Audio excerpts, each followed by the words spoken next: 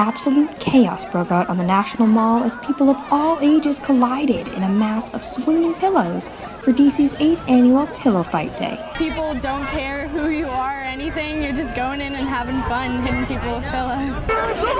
During the pillow fight, knights battled disheveled masses. Superheroes made guest appearances, and the occasional businessman just let off some steam.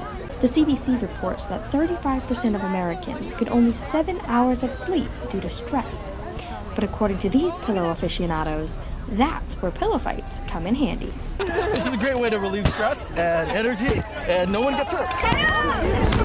Capital Improv, a group responsible for a series of spontaneous events across the district, hosts the event each year.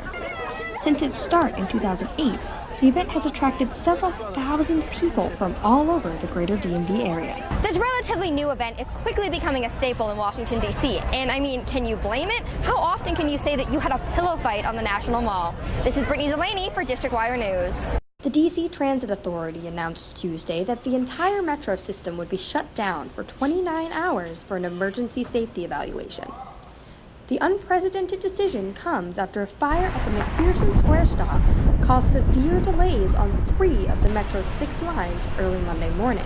The fire was the second in a year for the Metro. The shutdown has forced thousands of commuters to find alternate ways to work. Many are relying on the Capital Bike Share program, the Metro buses, and the popular app Uber. In anticipation for the increased demand, Uber has warned of increased wait times and has capped the surcharge for the day. But according to American University student Bobby McCabe, it was still a nuisance. I Ubered to work. There was a 3.9 surcharge, so that was fun. Luckily, my place of work offers me a travel stipend, so I'm compensated, but it was still frustrating. But the Metro shutdown caused more grief than just expensive Ubers, especially for public school students who are still expected to attend classes today. I do think the Metro shutdown is super limiting for students to have to commute. It's a big form of public transportation, the biggest in DC, so I do think that it's a problem for students that don't have the privilege of a travel stipend or don't have the economic ability to travel.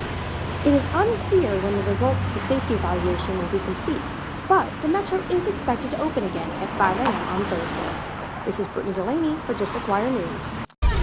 The overcast sky was filled with beautiful kites as people of all ages gathered near the Washington Monument to celebrate the National Kite Flying Festival. Well, I haven't flown a kite in easily 15, 20 years, so being able to do that is very nostalgic. So it's nice being able to fly a kite and, get that little adrenaline rush from your youth again. Each year, thousands of visitors get to see not only their own kites, but kites of every kind take over the skies over DC. A tradition that started in 1967, the annual Cherry Blossom Kite Flying Festival is made to showcase not only the skills of the kite flyers, but the craftsmanship of the people who made the kites. The festival has become a staple for many D&D residents, many of whom are now passing the tradition on to their families. Somewhere I heard that there was a national kite festival here in DC, and we're only 30 miles down the road, so just started coming and bringing my kids when they were his age, and now he's my grandson, so now he gets to come. But whether you're new to the game or a seasoned veteran, kite flying might be the best weekend activity for bringing out the inner child in all of us. This is Brittany Delaney for District Wire News. Walking up their front steps, Bob and Joy Gaddy's home may seem like any other waterfront property. But when they open their front door and you take a look around, it's nearly impossible not to notice the little piece of paradise their unique living situation has right in its backyard. The best time is the morning. To go out in the morning and the sun is reflecting off the water and it's quiet and you can hear some of the birds.